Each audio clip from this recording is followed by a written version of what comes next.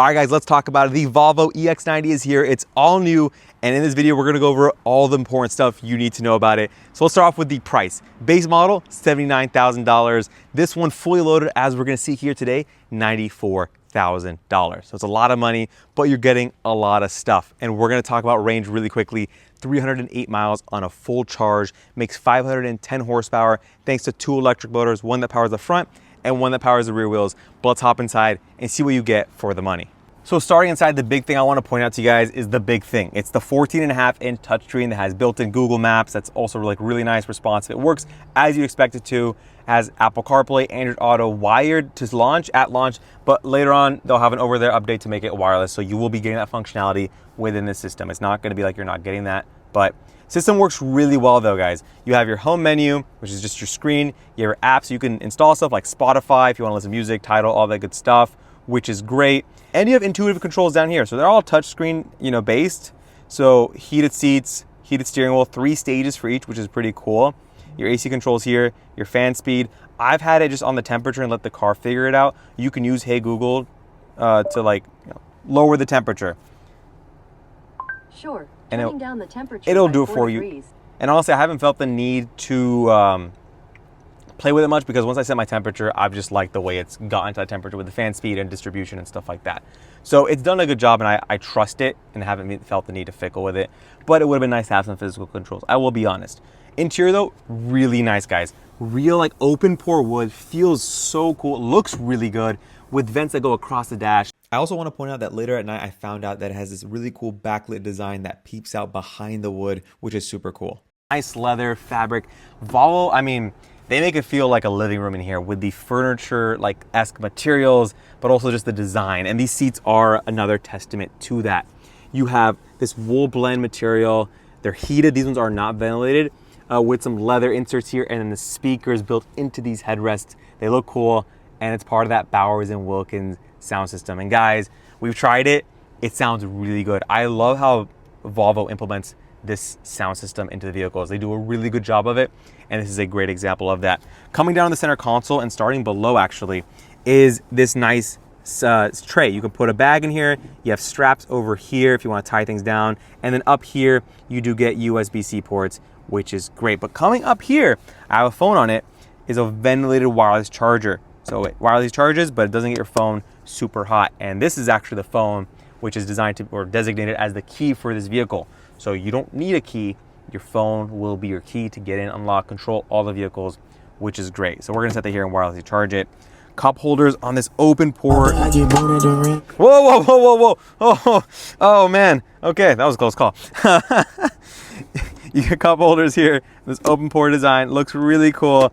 And then your volume knob button here is nice and it works. I just don't want to play with it. We're gonna volume down. Center console here is interesting. You have some deep space with a floor here that actually opens up. Hopefully it's captured on camera, but that's it with it open, and then you just flip these flaps here and it closes. Interesting kind of 2 layout design. Let's say you're gonna have, some stuff under there you don't access too often, and then more common stuff above it. Pretty cool setup. Coming up top here, guys, simple rear view mirror, nothing crazy here. And then up here you have your light controls, hazards, all that good stuff. But let's hop onto the driver's side and see what you get from my perspective. So on the driver's side, let's look at the door really quickly. It's very simple. You don't see memory seat buttons. You see this window switch control. You use just 2 switches, and in this mode, it operates the front and passenger and driver's side glass. Now to switch to the back glass, you have to press this button. It'll switch what's highlighted, and then it will go to the rear. So you roll that down. So 2 switches, and depending on what mode it's in, either controls the front or rear seats. Interesting setup. This right here is your door opening mechanism. It's a button, but when you pass this point of range of motion, it's a physical latch. So if you don't want to worry about the button, you just lift it up and it'll work every time. In case, let's say, electrical components don't work right, you have that redundancy, which is required by law. But guys, materials here, amazing wood. This metal speaker grill is sharp, actually crazy how precise that the pattern is, which is really cool, with nice, soft materials, and a door card with a pocket right here. Coming on to what I'm seeing as a driver, guys. Steering wheel, nice with, some tactile buttons that are highlighted depending on what mode you're in. Your menu here, you can switch through that volume up and down.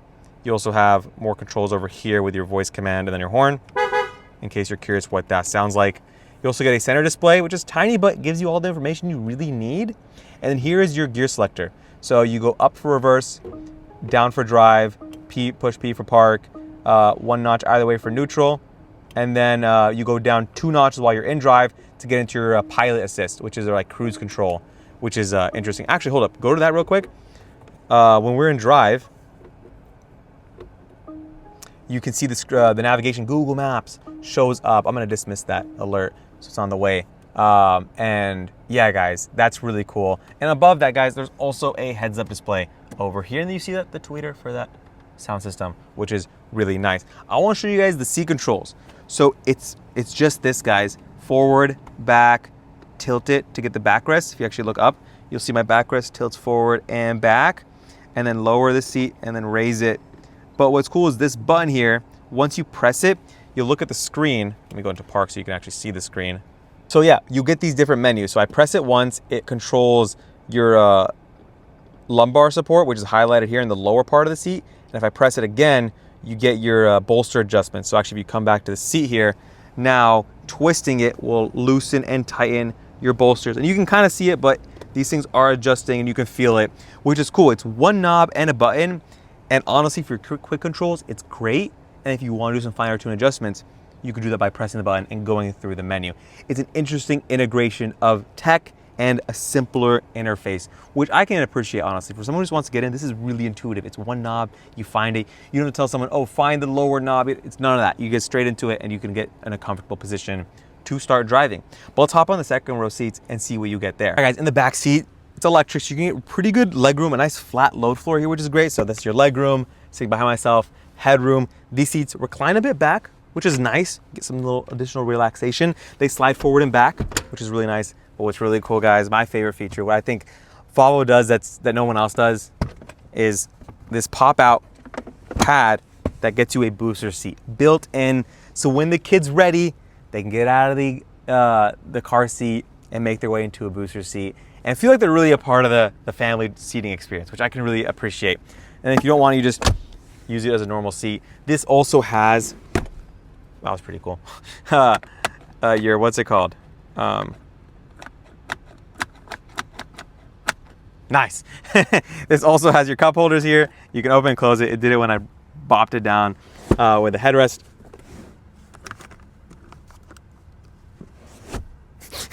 But this also reclines as well. So you just pull this tab here and then it also slides. So keep that in mind, guys. This is also all 3 seats slide and recline. Your headrest is here.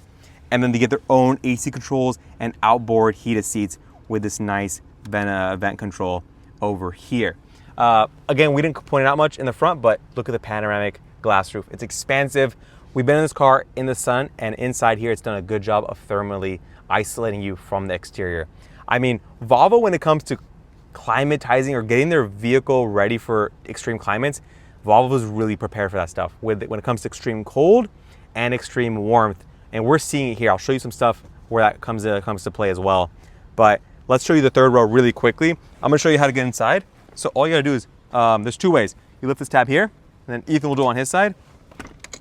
Seat stays in its upright position, nice for car seats, and then just slides forward, which is great. And this is more meant for kids.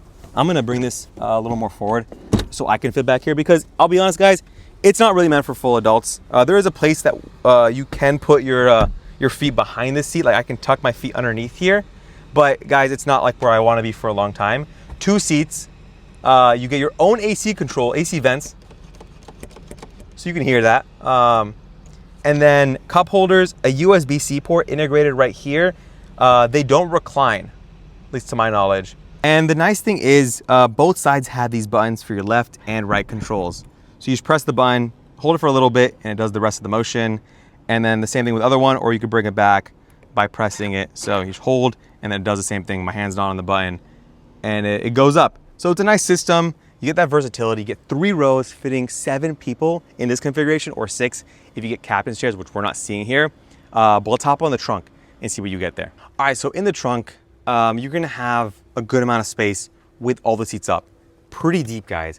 it's not like it was an afterthought and they brought it to like the ragged edge so you're gonna barely be able to fit stuff. You can fit some good stuff back here. And what's cool is they actually have these little bag hooks. I mean, dude, Volvo is really the IKEA of the car companies. Man, they thought of everything. They package all this stuff. I mean, they are also Sweden, so it makes sense. But what's cool is they have this will it fit guide up here. So if you want to fold the seats flat, see what you can fit from these different points. You get measurements in meters and in inches. You know, they're respectful of freedom units and the metric system.